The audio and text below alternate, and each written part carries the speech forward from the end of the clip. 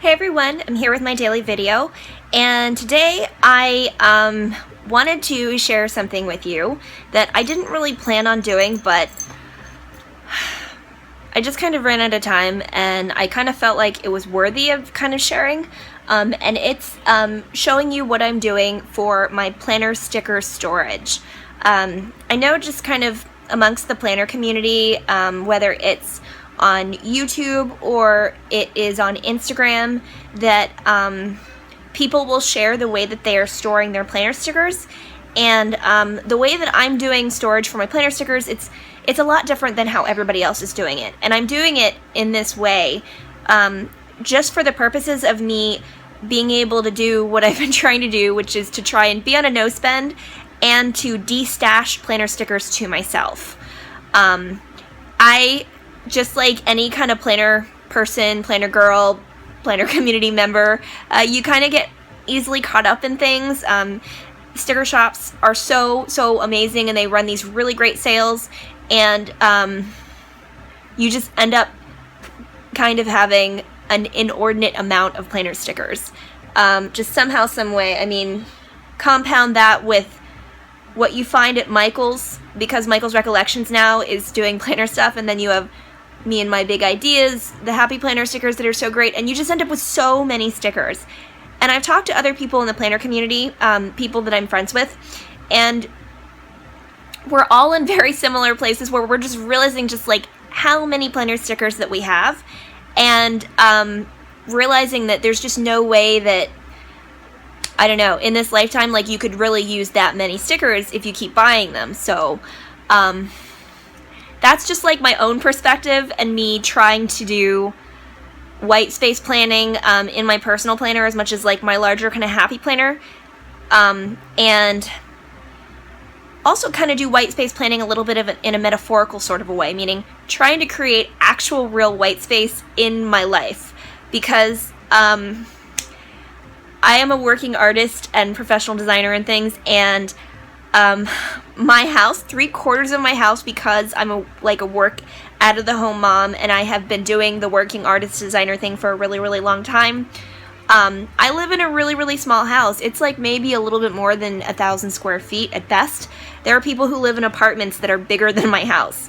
And my husband has been incredibly gracious, and my daughter totally enjoys the fact that 3/4 of my house is pretty much devoted to it being a working kind of studio design lab sort of space, so that I can effectively work from the home.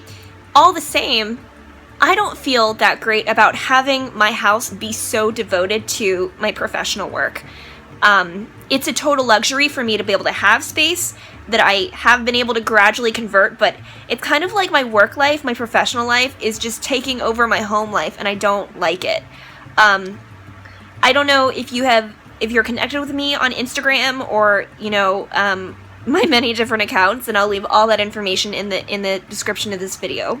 But I just today, my husband had to go and get my mother-in-law because she's had some real health challenges, and so we have invited her to come and stay with us for some extended time.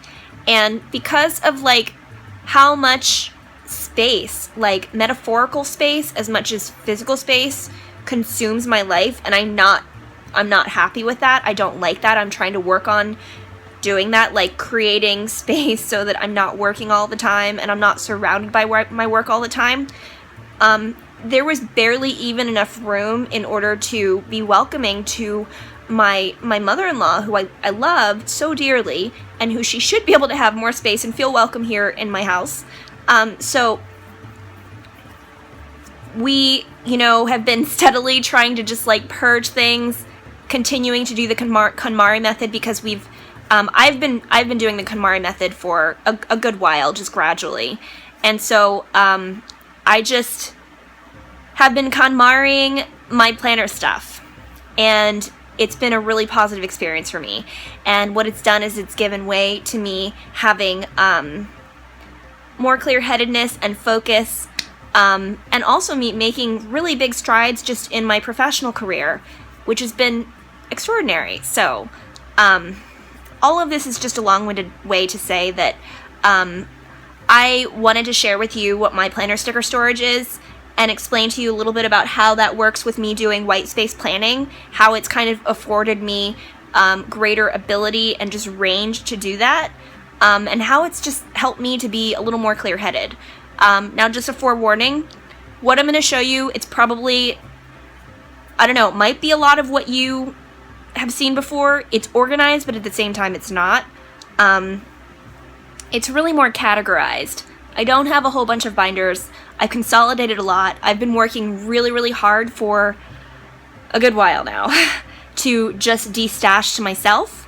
And so I'm going to show you just kind of how I've categorized things and how I'm storing things and what I'm trying to commit myself to in terms of space so that I can do white space planning in my larger planner or in my smaller kind of on-the-go planner, which is kind of like really more than my main planner, so that, I don't know, I just plain can maintain planning piece as much as planner piece.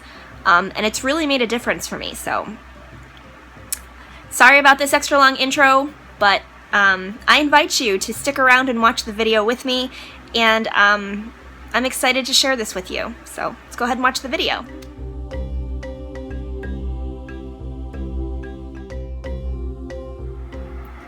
So I know I've shown this to you all before.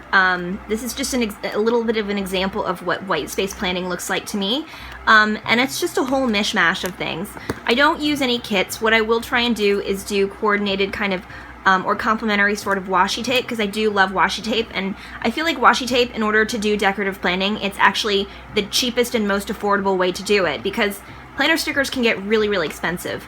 And just like anybody who gets into planning, you know, sticker shops, they run things like 60% off sales, and you know, a lot of things I've had for a good long while just because the sales have been so generous. Even just since like last year, I have stuff that I just haven't used. And that's not to say that I don't have planner stickers that I don't really enjoy or don't work for me, but that just on the whole, like, I just don't need all the stickers that I have, and a lot of them are functional planning stickers as far as I'm concerned.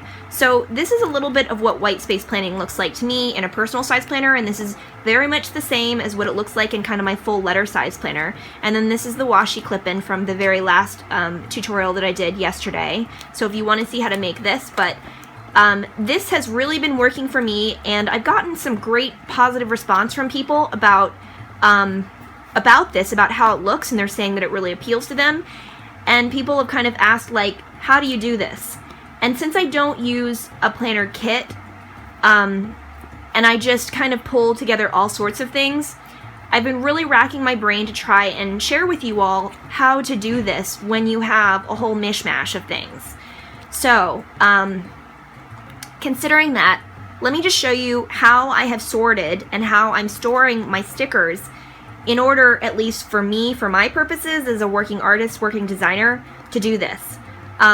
I'm not going to show you a bunch of binders and things because I've discovered that binders actually don't work for me.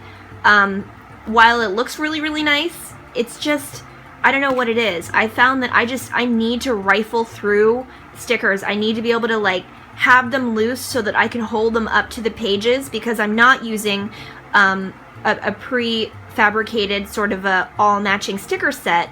I need to be able to, like, go through and hold stickers up so that I can check colors and things in order for it to come together and look cohesive the way that it might on kind of a weekly kind of a planning setup. So, oh, something else that's really exciting. My daughter and I, we just made that backpack sticker this morning just because we really needed backpack stickers for homeschooling and for some things that we're going to try and do. So before this morning, when my kind of extended family arrived, we quickly tried to get that done, and we did cut a few extras so that we can put them in the Etsy shop. So there's that. So let me just show you this, and let me tell you, this is not groundbreaking. It's not groundbreaking, and it's not even all that impressive. This kind of red folder, it's just like a folded piece of, they call it oak tag, or at least they used to, but this is just like cardstock, and I'll show you that kind of in a bit. But what I'm doing for my planner sticker storage is this is actually a scrapbook paper box. It's just a project box, and I got this from Joann Fabrics for like $3 or $4, I think. It might have even been cheaper than that. And I have all of my planner stickers in here, and I have consolidated a lot. I've been working on doing this whole de-stash thing to myself for a good long while. So what I've done is I've kind of color-coded things. All of this stuff in the bottom is stuff that I don't necessarily use on pages. It's just what I use more for organization.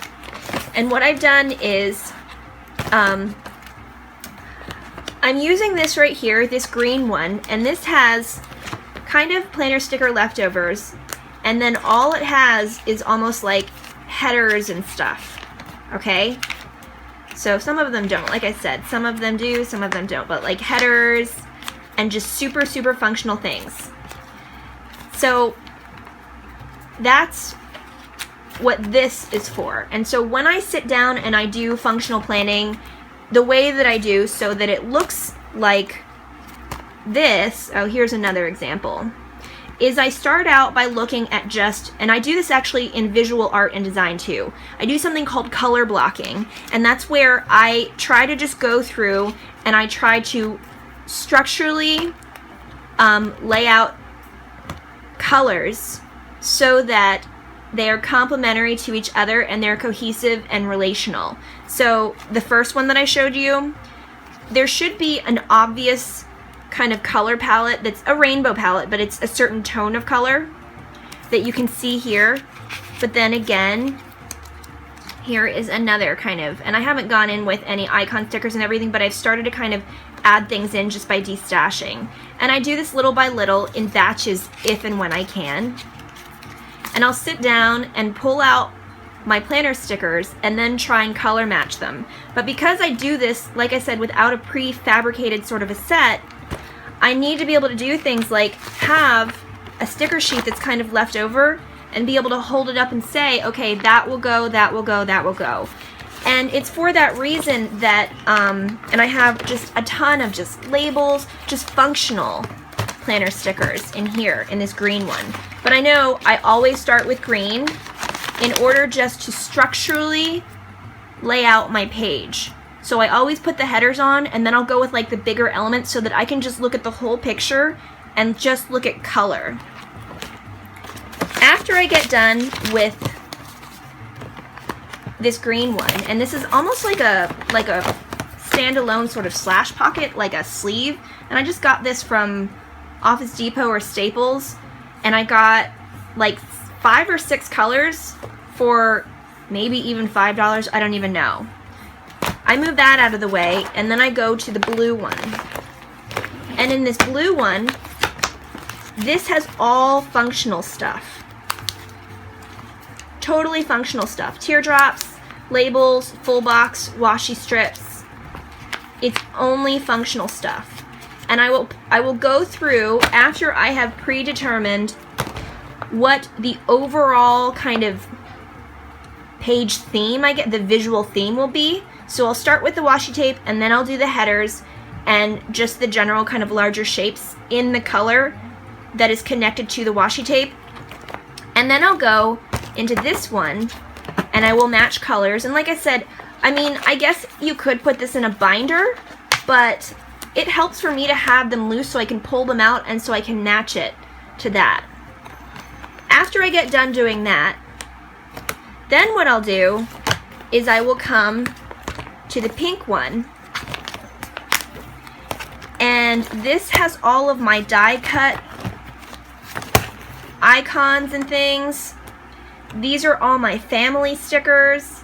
This is all samplers and stuff, like the teeny tiny little ones.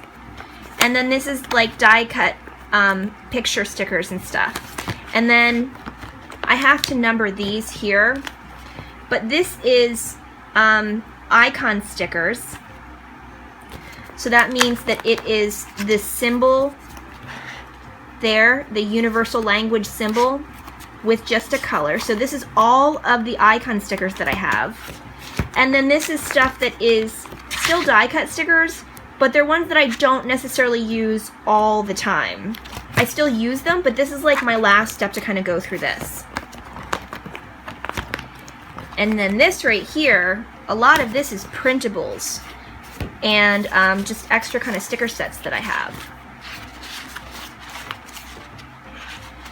So this one, I don't go through a whole lot. What I'll do is I'll go through this sometimes to just replenish, or if I can't find what I need in the green and the blue, then sometimes what I'll do is I'll go over here, because I haven't organized this into here, and this is also printables, and then I'll take from this in order to supplement the step that was like the green step. And then after I do the green step, I do the blue step, and then after I do the blue step, I do the red or like the pink step. So I color-coded kind of the steps that I go through in order to do planning like this, because I'm destashing stickers to myself. And this has really, really worked for me. This is not unlike, I feel like, going to my art cabinet, which at some point I'll do a little bit of like a tour of my art cabinet and the materials that I like to use. But this has really worked for me to effectively do, oh, and this is like a kind of a pocket binder, or not a binder, but just like a pocket folio that I got from Staples, I think. This is like half size, but this works for me because, like I said, I need to kind of rifle through them. I need to like sort through them. That helps for me to deal with that. Instead of having them in a box, almost like in a file thing, that it's just a lot more convenient for me to have it like this. And I could have put these in something like this, except this only comes in this half letter size here. So I just go in order of color, and whenever I finish a step, I try and put everything back into whatever it is that is the color that it originated from before I proceed to the next step. And this has really, really helped me to be able to do, like I said, effective planner destashing to myself. And my kind of thing is that, I mean, it's still going to take me a while to get through all of what I have here. I probably will have to replenish, or at least I'll make my own headers, because now that I got my silhouette to work, or I can just use my gyro cut. So I'll probably have to do headers, because headers, I go through those like crazy. But even my washi tape, I don't call it a collection, just because I try to actually use everything that I have and not collect things, because it builds up so fast. And then it builds up, and then I feel overwhelmed. It challenges my planning piece and my planner piece. So I found that by putting these kind of self-imposed restrictions on myself and limiting, I enjoy doing planning, and I stick with planning so much more than I otherwise would. I find that when I just feel like things are piling up in my life, whether it's planner stuff or other stuff, I cannot be clear-headed enough to sit down and do this. I just can't. And then, what's the point of doing planning if you feel so kind of clogged and just like you are just, I don't know, like everything is too much, that you can't do anything with your plans? Like, that to me is not planner piece. It's not planning piece. I love to have beautifully composed and constructed planner pages, but what I love more is being able to actually like do the things that I have planned. And you know, as with anybody else, I am subject to feeling like depressed, or just having a certain amount of anxiety, or just any number of things, and those sorts of things can actually put me in this vicious cycle where I will do this, and then I will do this over and over and over again, and then I won't live out the plans that I've made, that I've like put on and like look beautiful on paper, but I'm not actually doing very much about it, or I'm doing the plans and then I'm feeling kind of unfulfilled. So, you know, this is all just my personal experience, and I don't know if you have experienced any of this yourself, but I know that just in the past, me having a ton of stickers, it doesn't really do very much for me. I mean, and me buying more stickers, that also doesn't do very much for me. What has done much, like a lot more and a great deal for me, is being able to sit down and actually enjoy the planning process as much as enjoy the plans that come forth from the process of planning. And then I don't feel compelled to go back and just be in the vicious cycle of just doing planning over and over again, and then just feeling like no matter how much planning I do, no matter how many planner stickers I have, it's like never enough. Like, I just don't have that feeling by kind of doing a little bit of a self-imposed no spend on myself, and by trying to do planner sticker destashing to myself. And if you don't have planner peace or planning peace, and you kind of are feeling more like you have to tuck yourself away and just find some rest in just doing, I don't know, like one thing over and over again, I know for me, that's when I know it's not healthy for me to be like isolative and things. Like, I don't want to be like that, and I end up sometimes doing that without even realizing it. Like, my daughter and my husband will want to go out with the dogs and like throw the toys in the backyard, and I'll just be like, nope, I'm just gonna stay in and do planning. Like, I don't want to be like that. Because I'm an introvert, I have a tendency to do that sort of thing, and so I always have to be very, very aware of that. But I love to share my planner pages, but I don't do it just to say like, hey, like, this is what I did. Like, I see this as functional planning because this helps me to be functional in my everyday life, the way that I do it. And it might be very eye-catching and everything, but it also really works for me to kind of have plans that work for me so that I'm enjoying life and living life and being happy, instead of just kind of feeling like, I don't know, like I kind of have to tuck myself away. So I don't know if any of this made any sense, but I hope that it helped you to see. I mean, this is a super simplified way that I'm storing things, and I mean, while I have money to be able to buy planner stickers and everything, they're so expensive, and I would much rather use my budget to do things like travel, or pay off my house, or travel, or eat amazing food, or go out with my husband, or I don't know, like, that's how I kind of think about, I guess, like, I try not to collect washi tape or planner stickers because it just gets to be too much, and I feel like, what's the point of getting planner stickers or getting washi tape if I'm not going to use them? And to me, it's just as gratifying.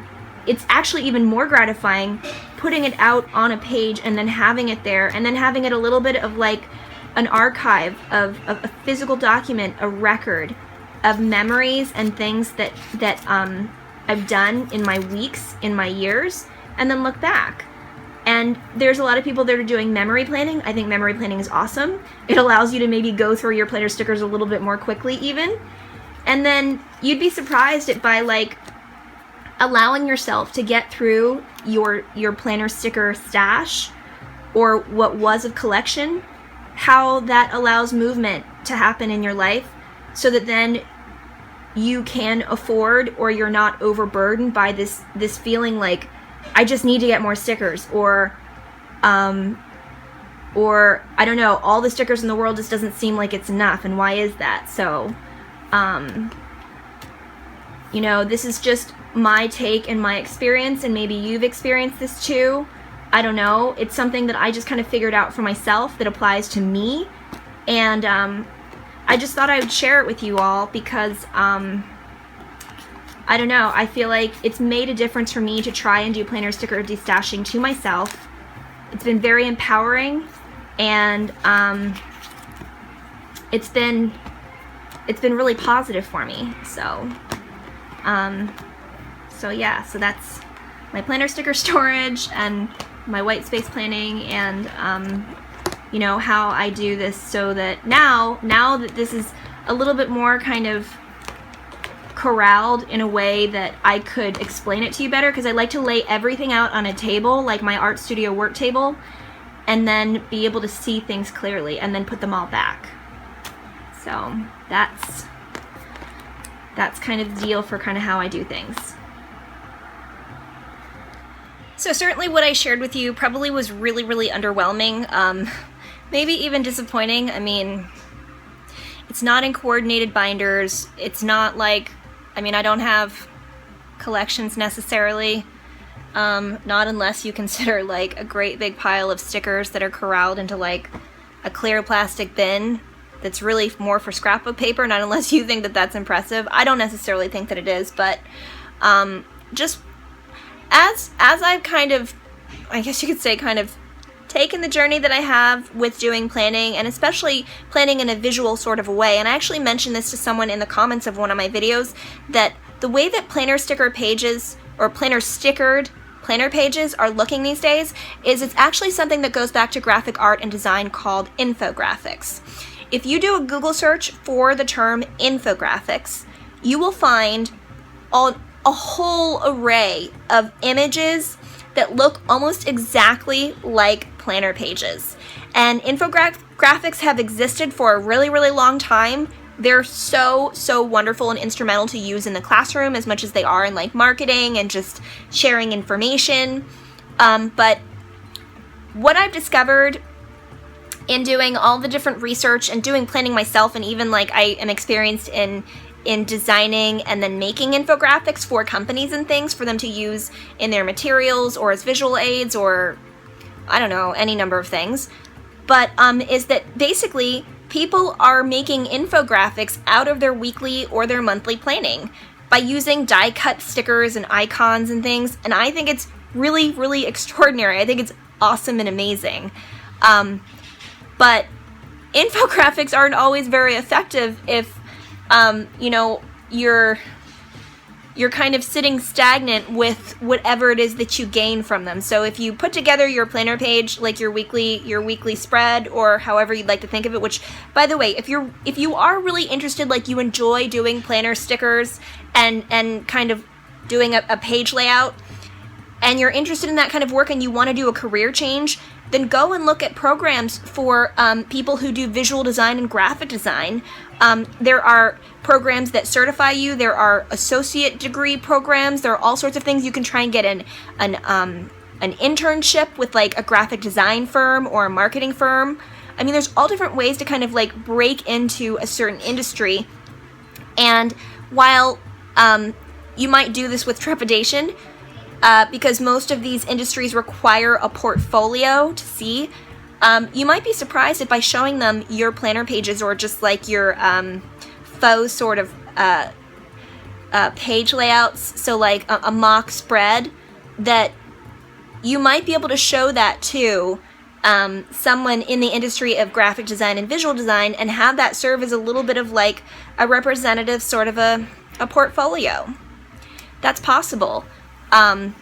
So that's just a little bit of like career advice, like if you're trying to change your career and you're finding that you enjoy working with these stickers and placing them and trying to coordinate colors and all of the different elements in order to make a page look aesthetically pleasing and to have strong composition and good visual armature. This is all stuff that, by the way, comes from professional art and design sort of education, what I used to always teach in the classroom, but that's something worth exploring, that you might find that you want to do a career change because you enjoy doing like a planner page layout like so much.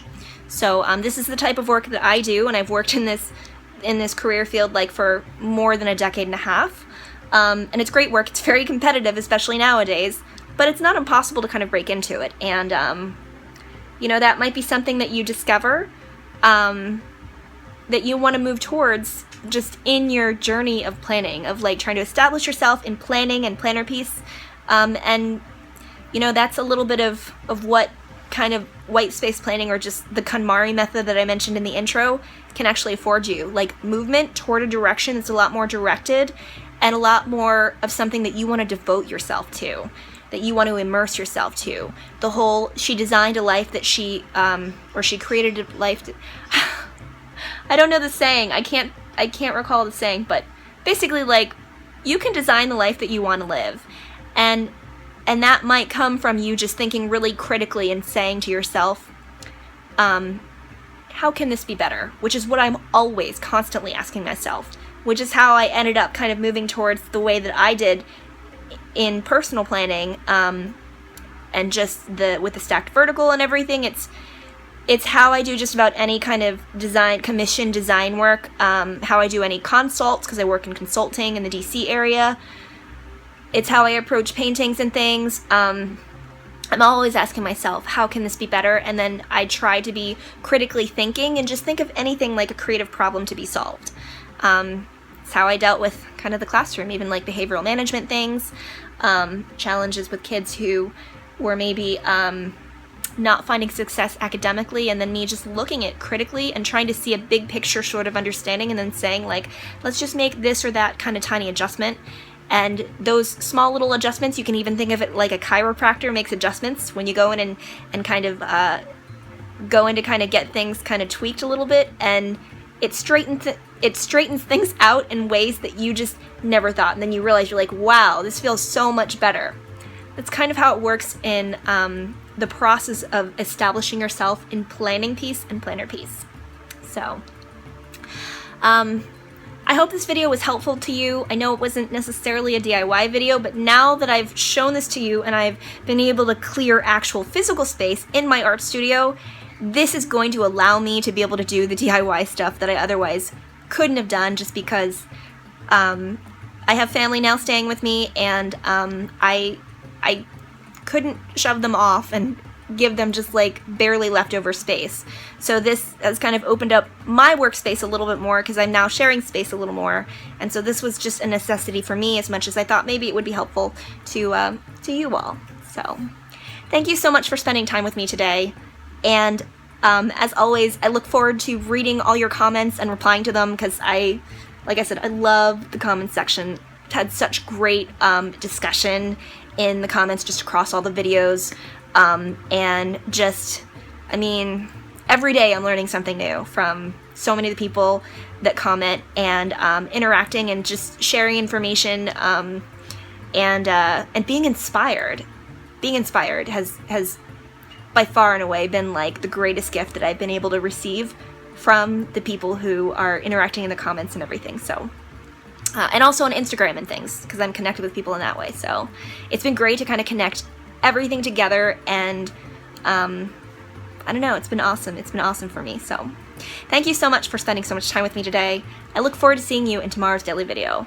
That we're going to work on making a traveler's notebook. I'm going to show you just how easy it is, and then you can kind of get on the traveler's notebook craze. I personally use traveler's notebook for my art journal. So like writing and journaling, or just like design notes, like sketching and things. I don't use it. I mean, it is planning to me, but it's not necessarily a structured sort of a weekly planning page that I use it for. So look forward to that. That is kind of coming down the pike. I have some other videos that I've prioritized because people have specifically asked about them, things that have to do with teacher planning, lesson planning, academic planning, things that have to do with how to maybe move yourself towards greater academic success. So I'm talking about like kind of bumping your GPA up, talking about how to write a resume a little more effectively and visually, as much as a cover letter, because a lot of people don't know how to get started with that. And that's something that I actually used to do advising on with my employees, as much as like with my students. So thanks so much for spending so much time with me today. Look forward to seeing you tomorrow, and that's it for this video. I will see you tomorrow. Bye.